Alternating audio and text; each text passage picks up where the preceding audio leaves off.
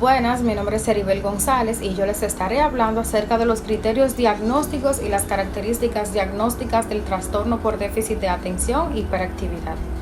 El déficit de atención e hiperactividad es un patrón persistente de la inatención e hiperactividad que interfiere con el funcionamiento o el desarrollo, el cual se caracteriza por uno o dos que son, como ya he mencionado, la inatención y la hiperactividad. Algunos criterios diagnósticos de la inatención es que con frecuencia la persona que lo padece parece no escuchar cuando se le habla directamente. Otro criterio es que con frecuencia no sigue las instrucciones y no termina las tareas escolares, los quehaceres o los deberes laborales. Y por último, es que la persona que lo padece evita, le disgusta o se muestra poco entusiasta en iniciar tareas que requieren un esfuerzo mental sostenido y también pierde cosas necesarias para tareas o actividades. Ahora bien, algunos criterios diagnósticos de hiperactividad e impulsividad son los siguientes. Con frecuencia juguetea con o golpea las manos o los pies o se retuerce en el asiento. Con frecuencia se levanta en situaciones en que se espera que permanezca sentado. Otro criterio es que con frecuencia corretea o trepa en situaciones en las que no resulta apropiado y también es incapaz de jugar o de ocuparse tranquilamente en actividades recreativas. Por último, otro criterio es que con frecuencia habla excesivamente y también responde inesperadamente o antes de que se haya concluido una pregunta que se le realiza. Para culminar, la característica principal del trastorno por déficit de atención e hiperactividad es un patrón persistente de atención o hiperactividad, como bien lo dice su nombre, que interfiere con el funcionamiento o el desarrollo. El trastorno por déficit de atención e hiperactividad empieza en la infancia. El requisito de que varios síntomas estén presentes antes de los 12 años de edad transmite la importancia de una presentación clínica sustancial durante la infancia. Es por esto que, al mismo tiempo, no se especifica una edad de inicio más temprana por las dificultades para establecer retrospectivamente y con precisión el inicio durante la infancia. Hasta aquí ha sido mi parte, muchas gracias por su atención. Saludos, soy Angela Díaz y le voy a dar continuidad a nuestra exposición. Como decía mi compañera, existen características diagnósticas y características asociadas que apoyan ese diagnóstico, donde la irritabilidad, la falta de habilidad para administrar el tiempo, el bajo rendimiento académico o laboral son varias de las causantes a la hora de la prueba de atención. En cuanto a su prevalencia, las encuestas reflejan que el trastorno por déficit de atención, hiperactividad, ocurre más en niños que en adultos, ya que en los niños está sujeto a un 5%, donde los adultos solamente reflejan un 2,5%. El desarrollo por déficit de atención e hiperactividad. Algunos padres pueden empezar a notarlo desde la primera infancia, pero sus síntomas son más notorios ya cuando el niño empieza a asistir a la escuela primaria, donde su inactividad genera un deterioro académico muy notable. Pero también tenemos lo que son los factores de riesgo, donde cada uno juega un papel súper importante en este tema. Lo ambiental, lo biológico, lo genético, son temas súper importantes para la vida de cada ser humano, donde algunas veces cuando los niños nacen con bajo peso, esto lo podemos asociar con problemas al fumar de la madre, tomar alcohol, su alimentación, ya que cuando un niño nace con bajo peso, puede ser que éste desarrolle un trastorno por déficit de atención e hiperactividad, más que aquellos que han sido evitado o evadido todos estos consumos mencionados. Mientras que en lo genético o biológico debemos de evaluar esos padres de esos niños que presentan trastorno por déficit de atención e hiperactividad, donde es de suma importancia evaluar sus problemas, si tienen problemas auditivos, visuales y trastornos alimenticios. Algo que no podemos dejar pasar por desapercibido son los aspectos diagnósticos relacionados a la cultura. como sabemos, los niños aprenden por imitación.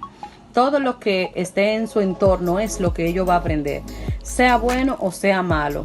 Debemos de saber que un niño que esté en un ambiente donde no se está practicando la educación, un comportamiento adecuado, inteligencia, todo esto va a generar o influye bastante a la hora del desarrollo de un trastorno por déficit de atención e hiperactividad. También tenemos lo que son los aspectos relacionados al género, donde los estudios muestran que los varones son más inquietos, hiperactivos, impulsivos, y estos son los que muestran más a menudo otros tipos de trastornos o conductas asociadas. Muchísimas gracias. Saludos, mi nombre es Sonia del Castillo y yo estaré tratando el tema de las consecuencias funcionales, pues en el trastorno de déficit de atención y hiperactividad. Eso se asocia pues con el bajo rendimiento que tiene el niño en la escuela y también los escasos logros académicos y los rechazos social. En el caso de la adultez, pues el bajo rendimiento ya lo que es en lo laboral y pues la mayor probabilidad que tiene pues de estar desempleado. También afecta mucho lo que son los conflictos interpersonales. En los niños existen probabilidades de desarrollar lo que es un trastorno de la conducta y en los adultos de un trastorno pues de antisocial. También en la edad adulta se encuentra como consecuencia la probabilidad de que estas personas pues puedan consumir lo que son sustancias, tener problemas de tráfico, también pueden hasta llegar a ser encarceladas. Son más probables de sufrir lo que son lesiones, accidentes de tránsito y también tienen elementos que pueden colaborar con lo que es la obesidad. Las tareas que conllevan pues esfuerzo, estas personas se le hace un poco difícil, entonces los demás pueden verla como personas perezosas, irresponsables o con falta de cooperación. En el ámbito familiar, esta se caracteriza por la discordia y la intervención negativa. Estas personas cuando tienen sus compañeros y amistades, pues la relación tiende a deteriorarse porque ellos lo utilizan como objeto de burlas. Estas personas también poseen unas bajas calificaciones y puntualidades en las escuelas normalmente. Su educación escolar es muy baja y también este trastorno causa lo que es un deterioro afectando lo que es las relaciones sociales, familiares, académicas y laborales.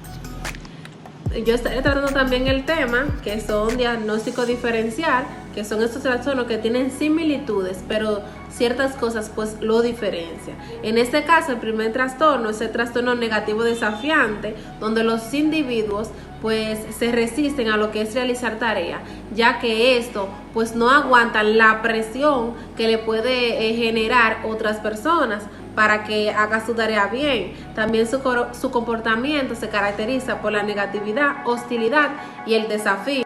El individuo con trastorno de hiperactividad y de atención y de hiperactividad se tiene que distinguir con estos síntomas, ya que con los trastornos de hiperactividad y de atención y de hiperactividad, estos suelen no poder mantener pues lo que es la atención y se le olvidan lo que son las instrucciones, y también a la impulsividad que forma parte de lo que es el diagnóstico diferencial. En este caso viene siendo difícil, ya que el individuo con trastorno de hiperactividad y de atención tiende pues a presentar estos síntomas de negatividad como algo secundario. Puede tener actitudes negativas pues lo que son a esas tareas y también desvaluar lo que es la importancia. Otro trastorno que hay también es el trastorno explosivo intermitente. Este trastorno, que comparte un alto nivel de compulsividad junto con el de atención e hiperactividad, tiene como diferencia de que el paciente con trastorno de explosivo intermitente pues tiene lo que es una habilidad pronunciada, característica que no posee una persona que tenga el trastorno de atención e hiperactividad. Este trastorno es muy raro que aparezca pues en la infancia, pero también se puede diagnosticar junto con el trastorno es decir, que una persona puede poseer esos dos trastornos de hiperactividad y el trastorno explosivo intermitente. Existe en otros trastornos que son trastornos del neurodesarrollo, las actividades motoras pues elevadas que se dan en este trastorno se pueden distinguir pues de los comportamientos motores repetitivos que se caracterizan por los trastornos de movimiento estereotipados y que aparece también pues en los niños con autismo. En el trastorno del movimiento estereotipado, pues el movimiento se da repetitivo y el comportamiento general, es decir, es fijo. A diferencia de TDAH, esto es típicamente generalizado y no se caracteriza por ser repetitivo. También está otro trastorno que se llama trastorno específico del aprendizaje. Puede parecer que el individuo es innato por su frustración y falta de interés para realizar lo que es las tareas, también su corta capacidad, que es limitada. Estos individuos no tienen lo que es el trastorno con déficit de atención hiperactividad. A diferencia de el trastorno específico de aprendizaje no deteriora lo que es, no causa deterioro fuera de lo que es el trabajo pues académico del individuo. Gracias. Mi compañera Perla les estará dando continuidad a este tema. Gracias. Buenas noches, mi nombre es Perla La Antigua Bonilla, mi matrícula es 1178571 y estaré dando continuidad al diagnóstico diferencial del trastorno por déficit de atención e hiperactividad. Dentro del diagnóstico diferencial está la discapacidad intelectual y nos dice que los síntomas de trastorno por déficit de atención son frecuentes en niños que se encuentran en situaciones académicas que no son apropiadas para su capacidad intelectual, sino que en estos casos, estos síntomas no son evidentes durante las tareas no académicas, sino que en el diagnóstico, en caso de discapacidad intelectual, requiere de que el niño tenga su inatención o su hiperactividad sea excesiva para su edad mental. También está el trastorno espectro autista y nos dice que tanto las personas que tengan trastorno espectro autista y el trastorno por déficit de atención muestran lo que es la inatención, disfunción social y un comportamiento difícil de manejar. Está el trastorno de apego reactivo. Vemos que los niños con este trastorno pueden mostrar desinhibición social, pero no todos estos síntomas son centrales en el trastorno por déficit de atención, ya que ellos muestran características que no se asocian a este trastorno. En el trastorno de ansiedad vemos que tanto las personas que tienen este trastorno y también tienen el trastorno por déficit de atención comparten los síntomas de inatención. Vemos que las personas que tienen el trastorno por déficit de atención son muy inatentos. Aparte de que son muy inatentos, se distraen mucho con lo que son los estímulos exteriores. También siempre viven pensando en actividades nuevas y entre otras cosas. Y también vemos que estos dos trastornos van a tener distinción por medio de la inatención, ya que personas con trastorno por ansiedad van a tener preocupaciones, van a tener como inquietudes y así sucesivamente por medio de la inatención, pero en el trastorno por déficit de atención no se va a asociar por esas. En el trastorno depresivo vemos que los individuos pueden presentar incapacidad para concentrarse, ya que en el mismo trastorno por déficit de atención también Y en el trastorno de bipolaridad vemos que los individuos con trastorno bipolar pueden tener una intensa actividad escasa de concentración y mucha impulsividad, pero estas características son episódicas y se manifiestan de forma continua durante varios días. En el trastorno por déficit de atención va a ser diferente porque va a ser por un solo día que van a tener como ese estado, ese cambio en el estado de ánimo. También vemos trastorno por consumo de sustancia. Dice, diferenciar el trastorno por déficit de atención de los trastornos por consumo de sustancias pueden ser problemáticas si la primera presentación de los síntomas del trastorno por déficit de atención sigue al inicio del abuso de consumo frecuente. En el trastorno de personalidad vemos que en los adolescentes y adultos es muy difícil el poder distinguir lo que es el trastorno por déficit de atención en los trastornos límite, narcisista y entre otros. Todos estos trastornos tienden a compartir rasgos de desorganización, intrusividad social, desregulación emocional y cognitiva, y que también esto se requiere de un examen extenso para poderlo identificar. En el trastorno psicótico dice que el trastorno por déficit de atención no se diagnostica si los síntomas de inatención e hiperactividad se presentan exclusivamente durante el curso de un trastorno psicótico.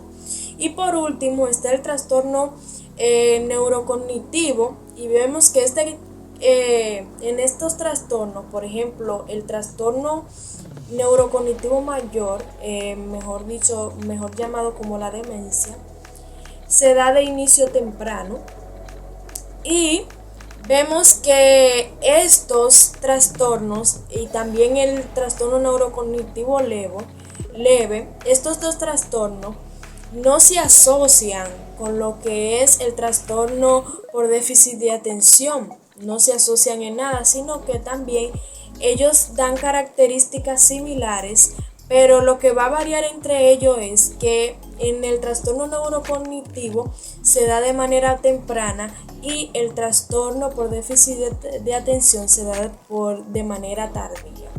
Esta ha sido mi participación y muchas gracias por su atención. Saludos, mi nombre es Elaine Brito y los temas los cuales estaré explicando son comorbilidad, trastorno por déficit de atención, hiperactividad especificado y trastorno por déficit de atención, hiperactividad no especificado. Iniciando con lo que es la comorbilidad, esta es la presencia de dos o más enfermedades al mismo tiempo en una misma persona. En el contexto clínico son conocidos como trastornos comórbicos, es decir, trastornos por déficit de atención e hiperactividad en conjunto con otros trastornos psiquiátricos. Estos son frecuentes en los individuos cuyos síntomas cumplen los criterios del trastorno por déficit de atención, hiperactividad. Ejemplo, una persona con el trastorno negativista desafiante tiene en conjunto el trastorno de TDAH. Las personas con el trastorno específico del aprendizaje, los mismos son frecuentes en tener también en conjunto los criterios del trastorno de TDAH. El trastorno por déficit de atención, hiperactividad especificado. Esta categoría se aplica a presentaciones en las que predominan los síntomas del trastorno por déficit de atención, hiperactividad, que causan cambios significativos o deterioro del funcionamiento social, laboral o de otras áreas importantes. En este caso, el clínico opta por especificar y comunicar el motivo específico por el que la presentación no cumple los criterios del trastorno TDAH o de algún otro trastorno del neurodesarrollo.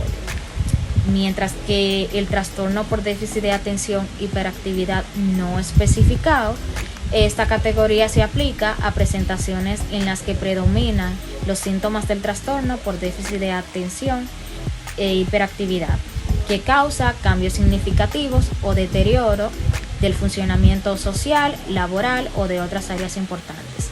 En este caso, el clínico opta por no especificar el motivo de incumplimiento de los criterios, tanto del trastorno por déficit de atención, hiperactividad o de algún otro trastorno del neurodesarrollo específico.